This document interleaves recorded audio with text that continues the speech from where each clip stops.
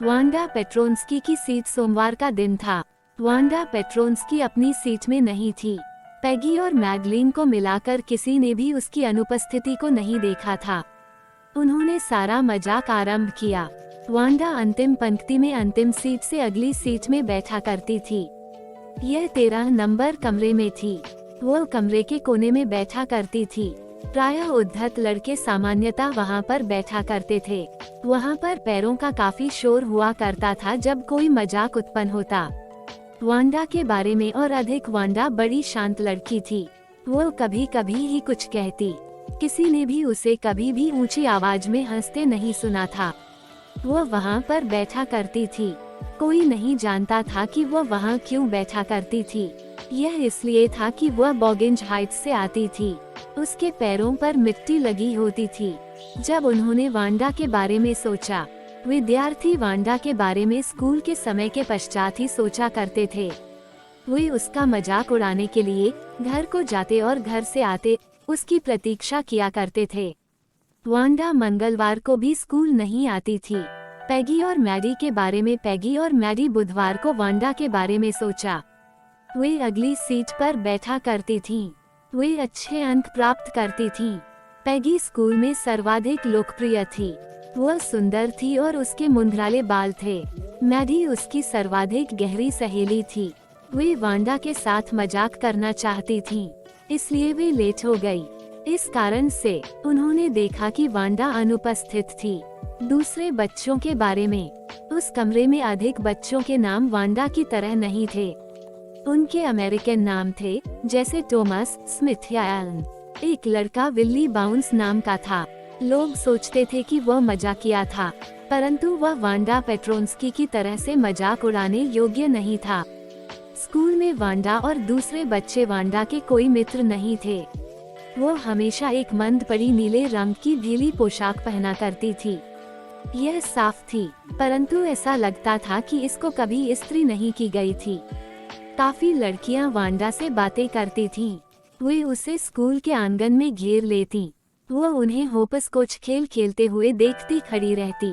लड़कियों द्वारा वांडा का मजाक उड़ाना, पैगी वांडा का मजाक उड़ाती।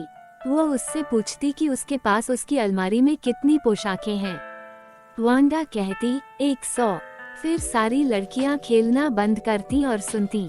लड़कियां पूछती कि क्या वे सिल्क या मखमल की थीं। वांडा हमें उत्तर देती। वे वांडा से आगे पूछती कि उसके पास जूतों के कितने जोड़े हैं। वह कहती 60 जोड़े। तब वे हंसती रहती। पैगी के बारे में और अधिक, पैगी निर्दयी नहीं थी।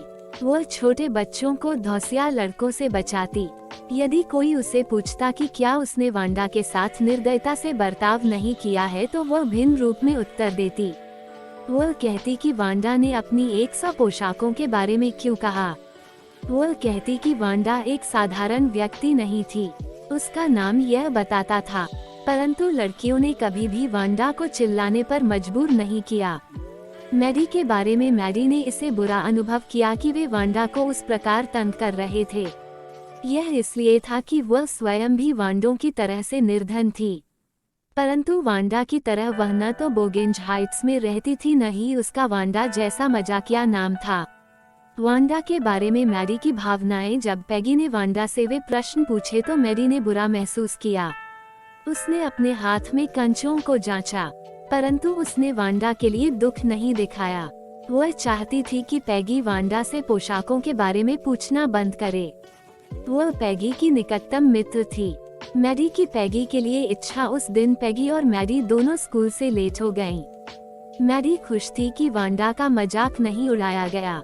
वह गणित के अपने प्रश्नों को हल कर रही थी। उसके अंदर पैगी को वांडा को मजाक उड़ाना बंद करने के लिए कहने का हौसला नहीं था, इसलिए वह पैगी को इसके बारे में एक नोट लिखना चाहती थी। मैडी स्वयं को उसका मजाक उड़ाया जाते हुए चित्रित करती है। मैडी ने पैगी को वह नोट लिखना आरंभ किया। अचानक वह कांप उठी। उसने स्वयं को स्कूल आंगन में पैगी और दूसरी लड़कियों का नया निशाना देखा। पैगी उसे उसकी पोशाक के बारे में पूछ सकती थी। वह कहती कि वह पैगी की पुरानी पोशाकों में से एक है। उसकी माँ ने उसे ठीक कर दिया था ताकि कोई भी उसे पहचान न सके। मैडी का विचार। मैडी चाहती थी कि पैगी वांडा का मजाक उड़ाना बंद कर दे। मैरी ने नोट के टुकड़े टुकड़े कर दिए। वह पैगी की गहरी सहेली थी। सारे कमरे में पैगी को सबसे अधिक पसंद किया जाता था। वह सोचती थी कि पैगी कोई भी ऐसी चीज नहीं करेगी जो वास्तव में गलत हो। मैरी का वांडा के बारे में सोचना। मैरी ने तब वांडा के बारे में सोचा। वो किसी से भी कभी कोई बात कहती थी। उसने सिर्फ 100 पोशाकों के बारे में कहा।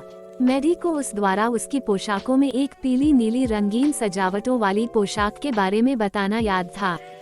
ड्राइंग मुकाबले के बारे में मैरी का विचार। उसके पश्चात मैरी ने सोचना आरंभ कर दिया कि कौन ड्राइंग और रंग का मुकाबला जीतेगा। उसने सोचा कि पैगी लड़कियों को तमगा जीतेगी। कमरे में वह सबसे अच्छी ड्राइंग करती थी। वे सभी उस बारे में अगले दिन जान जाएंगे। अगले दिन स्कूल में अगले दिन वृंदाबांदी हुई। पैगी और मैरी ने वांडा की प्रतीक्षा नहीं की। वे स्कूल में लेट होना नहीं चाहती थीं। वे कक्षा के कमरे में घुसी। सारे कमरे में ड्राइंग ही ड्राइंग थी। वे चमकीले रंगों में थीं। विजेताओं की घोषणा। कक्षा इकट्ठी हो गई थी। मिस मैसन ने विजेताओं की घोषणा की। जैक बैगल्स ने लड़कों के लिए विजय प्राप्त कर ली थी। उसने बोर्ड के ऊपर लगी मोटर की ड्राइंग बनाई थी। 12 नंबर कमरे में ड्राइंग प्रदर्शित थी। जहां तक लड़कियों का प्रश्न था, लड़कियों के तमगे की विजेता वांडा थी, परंतु उस दिन वांडा अनुपस्थित थी। मिस मैसन ने बच्चों को वांडा की सुंदर ड्राइंग को देखने के लिए कहा। वांडा की ड्राइंग के प्रति पैगी और मैरी की प्रतिक्रिया। ड्राइंग देखकर बच्चों ने खुशी में तालियां बजाईं। लड़कों ने अपनी अंगुलियों को मुंह में डालकर सीटी बजाई। उनका पोशाकों में कोई मन नहीं था। मैरी ने पैगी को नीली पोशाक को देखने के लिए कानाफूसी की। वांडा ने पहले उन्हें इनके बारे में बताया था। पैगी ने हरी पोशाक की तरफ भी इशारा किया। उसने कहा कि वह सोचती थी कि वह ड्राइंग बना सकती थी।